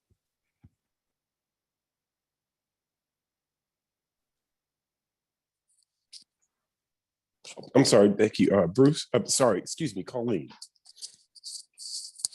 Thank you so much. Well, I am a self-described foodie, and I can tell you that I have been so enjoying going to restaurants that are outside on the street. And it feels amazing. I think that Seattle is so ready for that. And as mayor of the city, I would absolutely extend that into the future. The other thing I think that is so exciting about where we are heading, and let's be clear, this is a generational opportunity. This is something for us to do something big and courageous and bold. And I am excited to extend what has been happening, especially around the Stay Healthy, Keep Moving streets. I don't know about you guys, but I got a COVID puppy. So it's been great to be able to walk her on those Stay Healthy streets. We need to make sure that this is a city where you can walk and roll and bike and enjoy every part of the city. The other thing that is so important for us is that we have an opportunity to know what it's going to be like if we have a big earthquake, if we have another kind of natural disaster.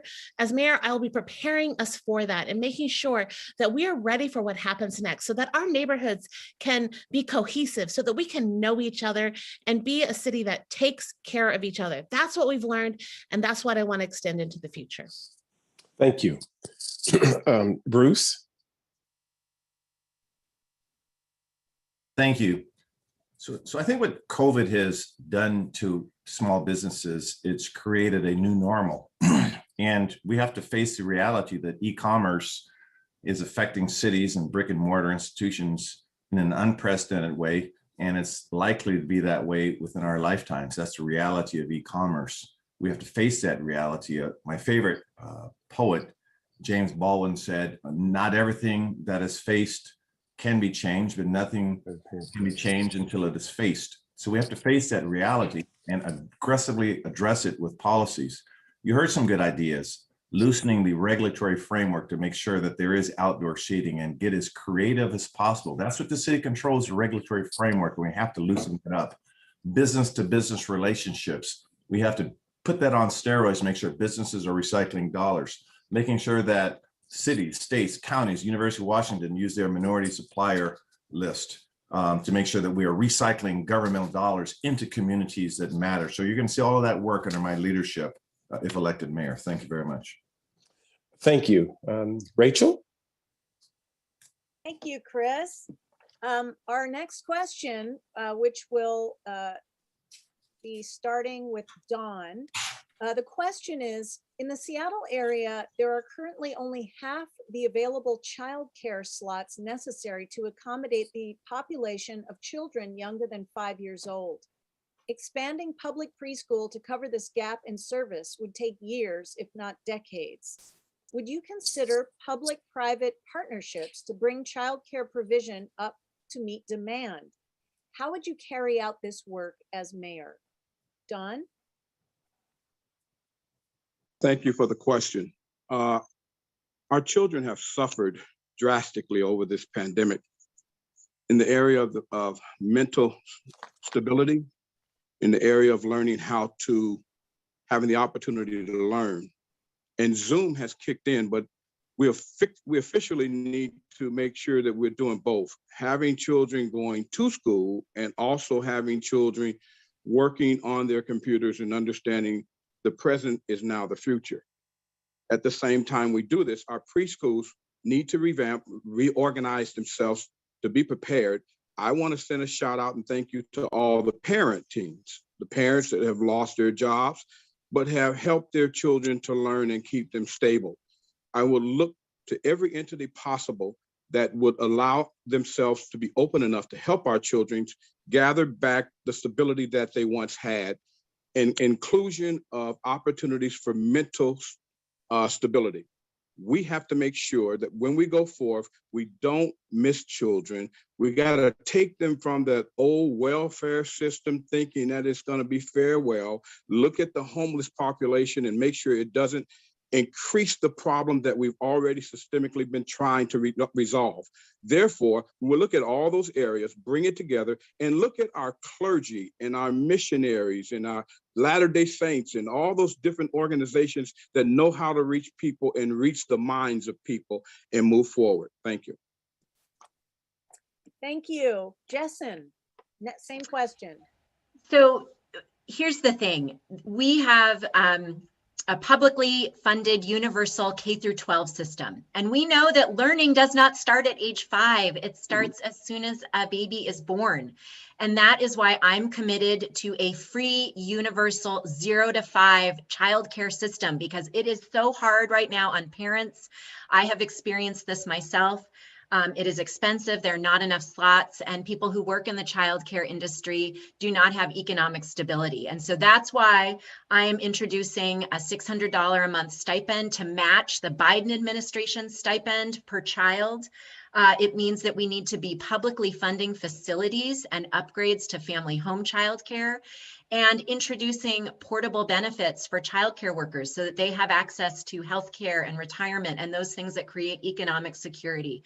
Seattle can improve its competitive edge by being a leader in the country on childcare, because workers, no matter where they live, need childcare. Thank you. Councilmember Gonzalez. So as the mother of an 18-month-old, this question is particularly important to me, and I have been hard at work on issues related to childcare for years now. And I will say that for me, I'm really proud to be endorsed in this race by SEIU 925, representing childcare workers across the city. And the reason that I believe they've put their trust in me is because they know that this will be a top priority in my mayoral administration. And I will say that one of the important things that we have to do here is reframe how we think about childcare. It's not just a service that is available to the people who can afford it. Childcare is infrastructure. It is a critical component of building a vibrant city if we are serious about having working families in our city. It's too expensive, so we need to have more affordability. And right now, our pre-K program is only focused on 3- and 4-year-olds. Now we can expand that by making sure that we have CCAP subsidies that are deeper, and by making sure that we are supporting other models of childcare, not just the most expensive models of childcare, to meet the needs of our working class families. Thank you. Lance Randall, same question. Yes, let me answer your question directly. Yes, I would consider a public-private partnership to help bring childcare to the city. And here's how I would propose to do it. We want to provide subsidies that are closer to the cost of childcare for those that need it the most, the low-income individuals. We want to really subsidize it as close as we can to the actual cost. We also want to subsidize the wages for childcare workers. They're underpaid and we don't have enough of them, and we need to be able to increase the wage so that we can get more childcare workers working in the industry. We'll also continue to lean on the state to improve the licensing process. It's very cumbersome for centers to try to go through the process and open up. So we'll continue to push and encourage the state to make it easier. And we also want to provide incentives for property owners who will agree to allow childcare facilities to be in their buildings. So this is the way I want to try to increase the childcare accessibility in Seattle. Thank you. Casey Sixkiller, same question. I mentioned at the beginning, I have 3 young kids, a 6, 9, and an 11-year-old. And I know, just as any parent does, that the cost of childcare is very difficult, as well as, your desire to have high quality childcare that is helping prepare your kid for the opportunity to thrive throughout their life. So my approach to closing the childcare gap has 3 strategies. First, aligning existing programs and having more intentional outreach. So every eligible family is connected to these resources, whether that's the county's Best Starts for Kids program, programs at the state, and certainly those at the city. Second, I think we need to deepen the subsidies and cap the costs of childcare at 7% of household income. And third, it's expanding our city-funded childcare centers, before and after school programs, and creating a matching fund to incentivize employers to offer childcare as a benefit. Thank you. Colleen Echohawk, same question. Yeah, well, thank you so much for the question. I have 2 kids, 12 and 14, and when they were little, I actually had to stop working because we could not afford the childcare. And later on, that had a big impact. I remember someone, I was working at University of Washington in public health research, and they said, well, what's this gap in your CV? And I had to explain that I couldn't afford it. And I am like many mothers who are women of color. We have to do more for our community. And so I believe that we should be funding community-based organizations, especially those who are offering culturally really relevant programming for their youth and for their children. I know families here who go all the way out to Magnolia, to the United Indians of Altai program, because they want that kind of culturally appropriate and relevant programming. So that's something that's incredibly important for our kids, so that they can recognize themselves in their teachers and in the programming. We also need to expand the child care assistance program and provide more vouchers to more families. This is an incredibly important program, but I think that there's not enough of our families actually really know about it. And finally, I want to say that we can do so much better about ensuring that our young people through the Seattle Promise program understand that this is a really exciting opportunity to for a really excellent job. So this is an opportunity for our city that I look forward to leading us forward in. Thank you. Bruce Harrell, same question. So, women were hit harder in terms of job loss during the COVID pandemic. If you look at the data, about 5.4 women lost their jobs as opposed to 4.4 men. And I say that to say that right before I decided to run for mayor, I was literally in the middle of lease negotiations for a childcare facility for a nonprofit right in downtown Seattle. So I think that what we are going to do as a society, and what I certainly will lead as a mayor, is we'll get as creative as possible to establish these partnerships for daycare facilities. I mentioned earlier in a question about the new normal. And I think that if you look at opportunities, that daycare is going to be there's going to be a critical need for it. There already is a critical need for it as we look at the post-recovery world. And so I'm seeing aggressive opportunities in all pockets of Seattle, and particularly downtown, for new daycare facilities, affordable for all families. And I'm going to lead those efforts if elected mayor. Thank you. Andrew Grant Houston, same question. So touching a little bit on my lived experience of being raised by a single parent who's a public school teacher, but also someone who had my brother as well. I remember when I was very little and my mom was making less money than she does now, that she would actually drive to my abuela's an hour away to drop one of us off each weekend because she could not afford to put both of us through childcare at the same time.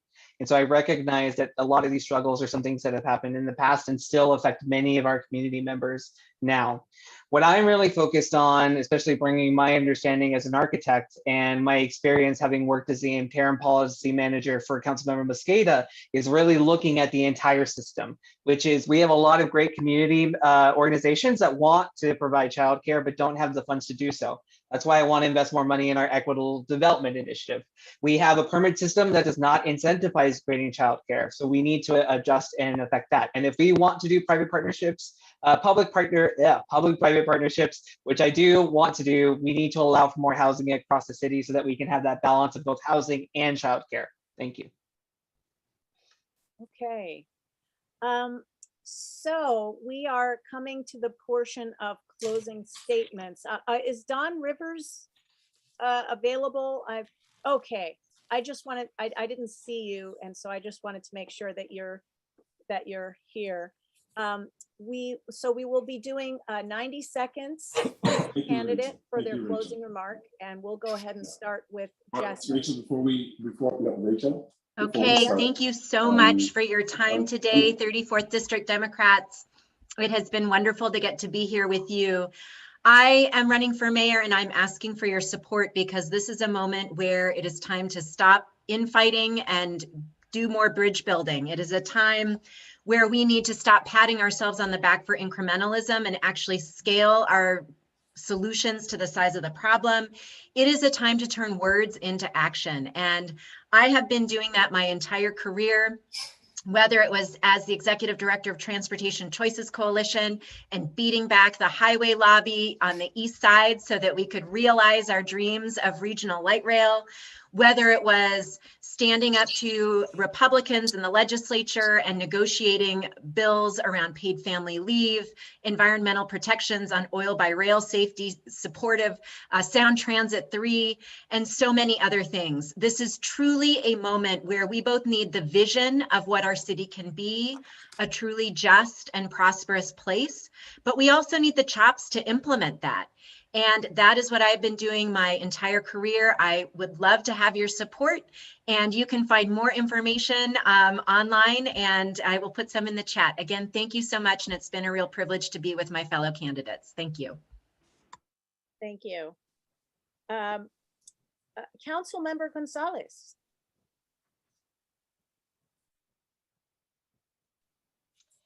Well, thank you everyone for spending part of your Saturday afternoon listening to this really important conversation. I want to reiterate my request for your support and your endorsement. I would be honored and humbled to have your support in this race for mayor. I have been endorsed by you all in the past and am looking forward to earning your endorsement again. I believe that's going to be next week.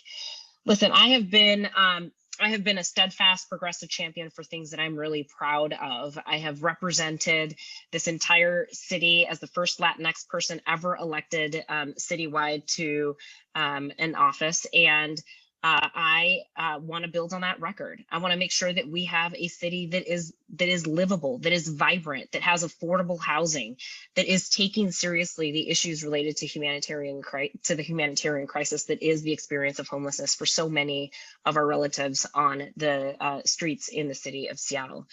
Now, I have been proud of my record, and I know that you all know that where I have stood on issues. I have shown up with courage. I've always extended a hand towards building community and towards making sure that we are fighting for our progressive values at City Hall and beyond. And so I've been proud to support things like Jumpstart Seattle, a payroll tax of historic proportions that prevented austerity budgeting this last cycle. I've been proud to stand for police reform and accountability as a civil rights attorney for over 10 years, and I'll continue to show up in that way on behalf of those who need us the most. I ask for your support, and I appreciate your time. Thank you. Lance Randall. Just want to say thank you for the opportunity to talk to you today, to present my platform. I'm not as eloquent with words as a lot of my colleagues, but I am a problem solver and I get straight to the point with solutions, new ideas, new solutions to problems. That's what I'm bringing to the mayor's office. If I get the opportunity to be elected, I'm asking for your endorsement and your support. We talk about records, we talk about accomplishments, but we also need to talk about the failures and the undignified neglect of some of the things that have been going on for far too long. If we're going to go forward with a brighter future, a more vibrant opportunity for the city to be what it is, we're Seattle, and we're going through some tough challenges right now. And as you evaluate the candidates in this race, I'm asking you to do your research, do your homework. Take a look at past records, past performances, platforms, backgrounds, what have you, and make an informed decision. If we're going to go forward, we can't continue to do the same thing. And sometimes it means you have to get new people put in position to do the job. I'm prepared to be the next mayor of Seattle. I have the background, the expertise, the on-the-ground work. I've been all over the city working for years, serving business, neighborhood districts, large corporations, small businesses, you name it, I've been doing it. I'm ready to do more as the mayor of Seattle. So I solicit your support. Thank you for the opportunity. Thank you. Casey Sixkiller. Well, thanks again to the 34th District Dems for taking some time this morning and this afternoon to chat with us, hear from us. And I think you've heard today that, you know, we all have a little bit different approach and take on some of the questions you asked, but they are the most important questions that our city's facing. Look, I'm running for mayor because I want every family to have a future here. I grew up here. I love Seattle. It's my hometown. We have a rich and sometimes complicated history, but when times have been tough, we've always found a way to come together to meet the moment, to innovate, to reject the status quo and build back better. We've never been a place where we throw up our hands and walk away because we know Seattle is worth fighting for. And we know from our own experience that positive change is possible. This is a critical moment for our city. We have an opportunity to rebuild a more equitable and just Seattle with vibrant and resilient neighborhoods, thriving small businesses, and an economy that works for every person in our city. The greatest thing about the future is our opportunity to shape it, and that work starts now. Now is the time for us to find the strength in our diversity and come together. To not let the perfect be the enemy of the good, but show our kids that real positive change is possible. So thank you for your questions today. To learn more about me and my campaign, come find me at 6killer4seattle.com. I'll be working to earn your support and your vote, and I look forward to seeing you in West Seattle soon. Thank you so much. Thank you. Colleen Echohawk. Well, thank you so much for your time today. It's been incredible, and I'm so grateful to have been able to share a little bit of my story, my life, excuse me, and my leadership with you all. You know, I've never run for office before, but I'm running for mayor because I believe this city is ready for transformational change in how we police, change in how we respond to the crisis of our climate, and especially change in how we deal with the crisis of homelessness. Solving this crisis will be my top priority as mayor. I am so honored to have been the executive director of the Chief Seattle Club. In the past 2 years, we have housed 681 people. We're building affordable housing, and I'm telling you all today that we can solve this crisis. This is not unsolvable. I'm running for mayor because I know that with the right leadership, we can actually end this humanitarian crisis. And it's time for that kind of leadership. My experience will ensure that we can come through the COVID-19 crisis stronger and with greater equity. I'm a small business owner. I'm a national leader in homeless advocacy. I'm a board member at the National Low Income Housing Coalition. For years, I've opposed sweeps in our neighborhoods because they do not work and are ineffective. I have been a community police commissioner for 4 years, and I stood with the Community Police Commission and voted no on the Seattle Police Officers Guild contract. It is time for new leadership. I'm excited to be a servant leader for this beautiful Coast Salish city that I love. Thank you so much for your time today. And please check out our website at echohawk4seattle.com. Thank you. Bruce Harrell.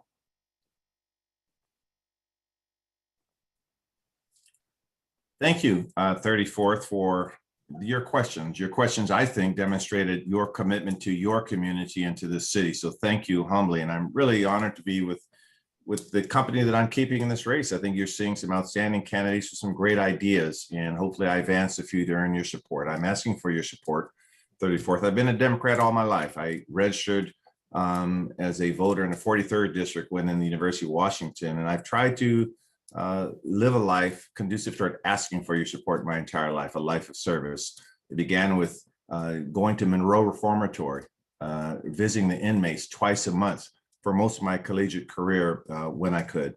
And it ended with me, again, being elected to the city of Seattle 3 years. When I introduced the Race and Social Justice Initiative in 2008, it was on a simple premise that equity and people who laws and policies affect had to be at the table. I know what it's like to be excluded from conversations. You know what it's like to be excluded from conversations. When I introduced the human rights legislation for Seattle to become a human rights city, I wanted the foundational or theoretical foundation to say to the world, because not all cities have embraced the Universal Declaration of Human Rights, to show that we are a phenomenal city. So as I run for mayor and hopefully get elected, you're going to see a whole new conversation on business revitalization, race relations, police reform, a whole new level of energy. But I need your support, and I hope I can receive it. Thank you very much. Thank you. Andrew Grant Houston. So thank you so much to the 34th for providing me this opportunity today to come and speak as to why I believe I'm the best candidate for mayor. I am running in this moment specifically because we are out of time. We have talked about being a progressive city. We have talked about addressing the homelessness crisis. We have talked about how unaffordable it is in Seattle for so long before I moved to Seattle, specifically because Seattle said it was a progressive place, because we love our environment. And so if we want to be the city that we always say we are, we need someone who is not just bringing change to the city mayoral office and to the executive. We need someone who has experience in managing multi-million-dollar projects and bringing them in on time and under budget.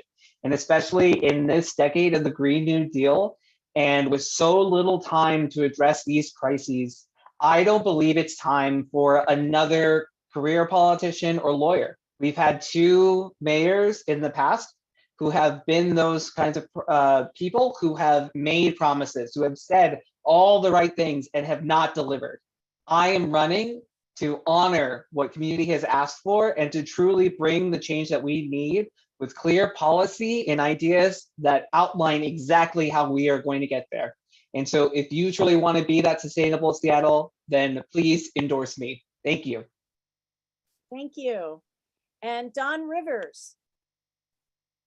Thank you, 34th District, for the awesome opportunity to speak with you, as well as to feel that I'm being represented by you. You're an awesome group of people, and I love the PCOs because they work hard. Let's close this out the proper way. Time out for practicing tribalism. Time out for bringing and thinking about recycling elected officials that haven't been effective. I clean up problems, done it all my life. When I grew up in Detroit, I went to the problem. I stood there with the police department. I stood there with the gang members. I cleaned problems up. Washington, Seattle is in a problem here, critical problem where if we lose Seattle, we've lost Washington State. We've already lost money on the state level in the mental institution area. We will gain that back. It's time to bring proper leadership forward, where presidents of councils not understanding how to work with councils and council members fighting with each other. That's not a good representation of Seattle. Seattle is vibrant. I was mentored by icons in Seattle. I have one lawyer that was a military person, is now a Superior Court judge. I'm looking to take Seattle to be a city of destiny. Everyone's included, no one's excluded, unless you exclude yourself. I'm Don Rivers. I want your vote, your support, and I want you to understand we're going to get this done together. Thank you. Thank you. And I wanted to thank everybody who submitted questions. We've had several folks submit questions to the candidates. We just simply didn't have enough time. We really had a packed agenda today. So thanks for everybody. If you would like to direct your questions to specific candidates, please look to the chat where the candidates are now putting up their contact information, and please feel free to contact them with your questions after this event.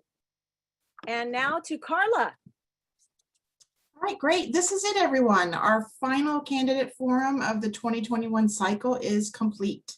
I'd like to thank all of the candidates for their time today. I know you guys are all pulled in many directions, and we appreciate that you spent some time here in the 34th to help our members learn more about how you'd lead our city. Best of luck with your campaigns. Now we're ready for the main event, our endorsement meeting. A reminder that you must be a member or a PCO to vote, and your join or renewal must have been within the deadlines. Renewing members have a couple more days, Tuesday night at 9 p.m. to get in there so you can vote. Please register for the meeting today. I just put the link in the chat, and hang on to that unique link so you can get in the meeting on time. We're going to open the Zoom call at 6 p.m. and have a special Juneteenth mini program starting a few minutes in. It'll just give us some time to get everybody in and credentialed and ready to go, as I will kick off the meeting at 6:30 on the dot. I hope to see you all there. Have a great rest of your Saturday, and thank you again. Thank you. Thanks, everyone.